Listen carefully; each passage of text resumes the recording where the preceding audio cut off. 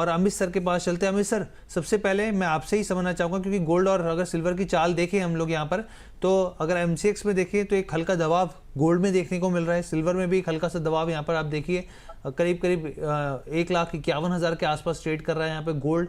COMEX की बात करें यहाँ पे तो करीब 4,611 यहाँ पर डॉलर प्रति ऑन्स के आसपास जो है एक दबाव यहाँ पर भी एक आधे प्रतिशत से ज़्यादा की देखने को मिल रहा है यहाँ पर गोल्ड के ऊपर। अगर कॉमेक्स के हिसाब से देखें तो सिल्वर में भी आप भी देखिए दोनों तरफ जो है वो एक हल्का कंसोलिडेशन कहीं या दबाव देखने को मिल रहा है। आप कैसे प्रिडिक्ट कर रहे हैं सर आगे के हिसाब से यहाँ पे बुलियन मार्केट को?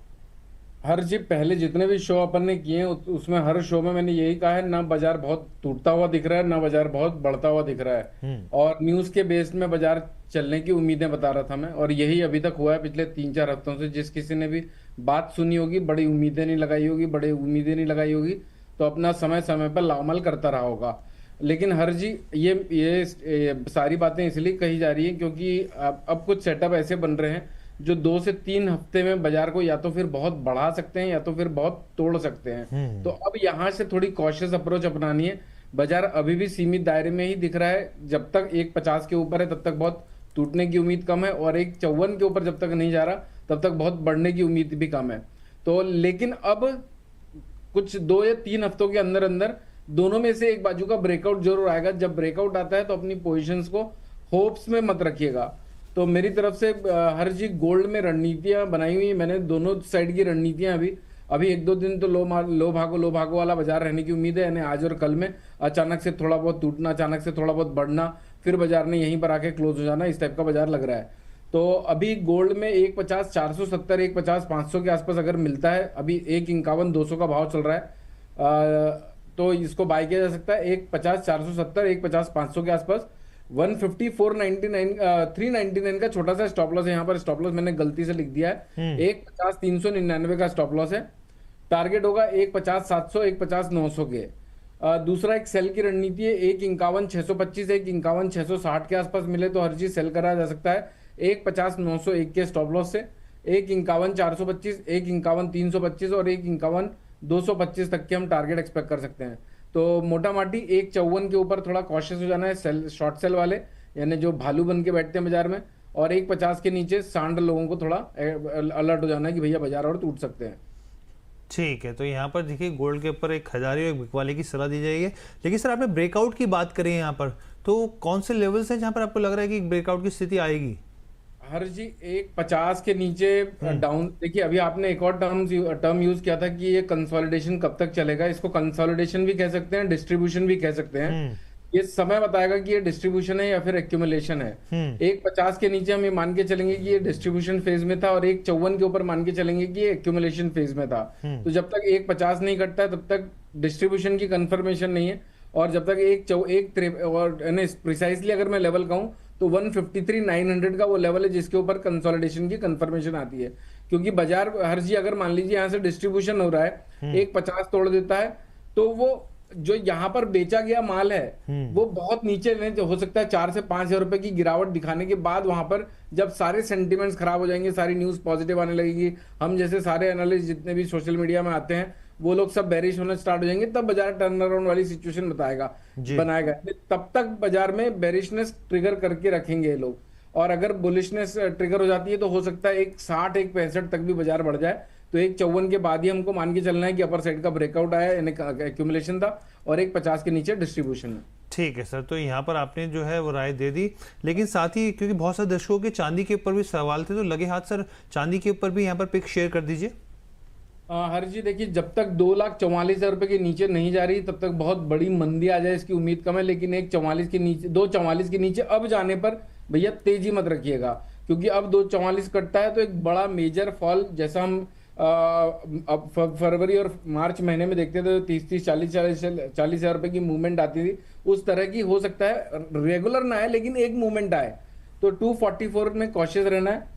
सिल्वर में मेरी तरफ से हर जी 2,44,100, 2,44,500 के आसपास इनकेस मिलता है तो 2,43,499 के छोटे से स्टॉप लॉस से बाय करेंगे। 2,45,500, 2,46,500 के टारगेट होंगे। अभी हालांकि 2,50,500 का भाव चल रहा है, यानी गिरता है बाजार तो वहां पर लेने की कोशिश करना है। सेल की भी रणनीति 2,52,500, 2,52,700 के आसपास मिले तो सेल करेंगे। 2,53,501 का स्टॉप लॉस होगा, 2,51,500, 2,50,500, 2,49,500 के टारगेट होंगे। तो अभी दोनों दोनों साइड में आप लोग इस अपॉर्चुनिटी को इनकैश कर सकते हैं।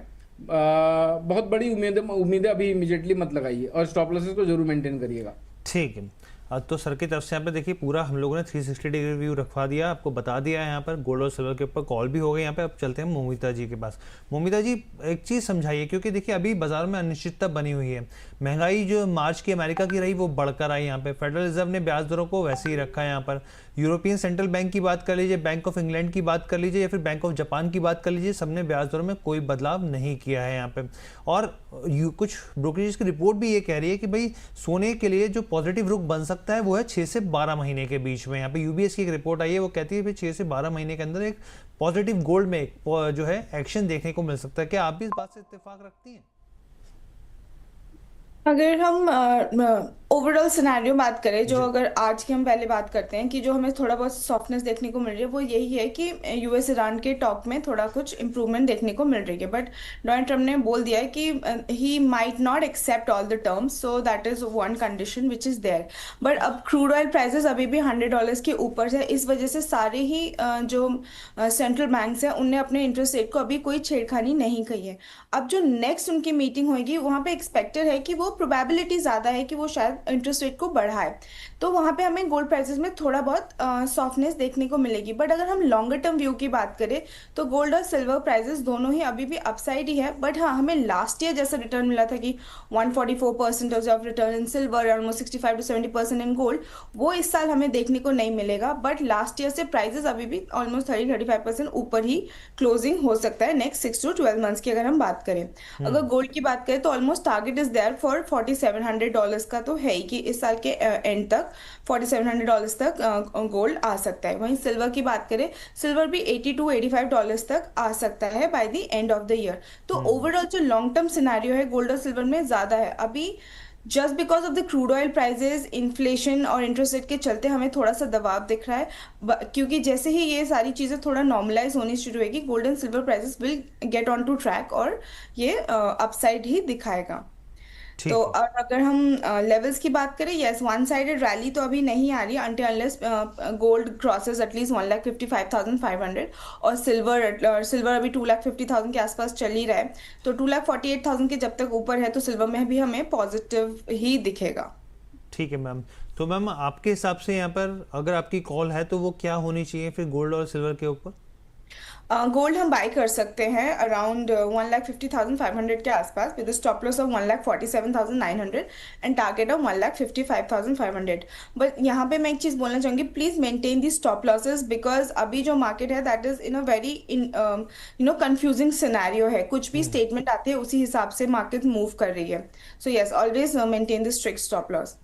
और अगर हम सिल्वर की बात करें, सिल्वर में भी हम बाई देंगे एट डिप, हम 2,44,000 के आसपास बाई दे सकते हैं। स्टॉप लॉस अब 2,36,000 के आसपास and target of 2,62,500। It's a long term target, तो इस हिसाब से नहीं, चलिए मैम ये अच्छी बात है। यहाँ पे लॉन्ग टर्म टारगेट है, यहाँ पे जो लॉन्ग टर्म के हिसाब से निवेशक जो है वो देखते हैं कि क्या स्थिति बनती हुई देख सकती है। तो मैम की तरफ से यहाँ पे टारगेट साझा हो गए हैं गोल्ड और सिल्वर की तरफ से। अब हम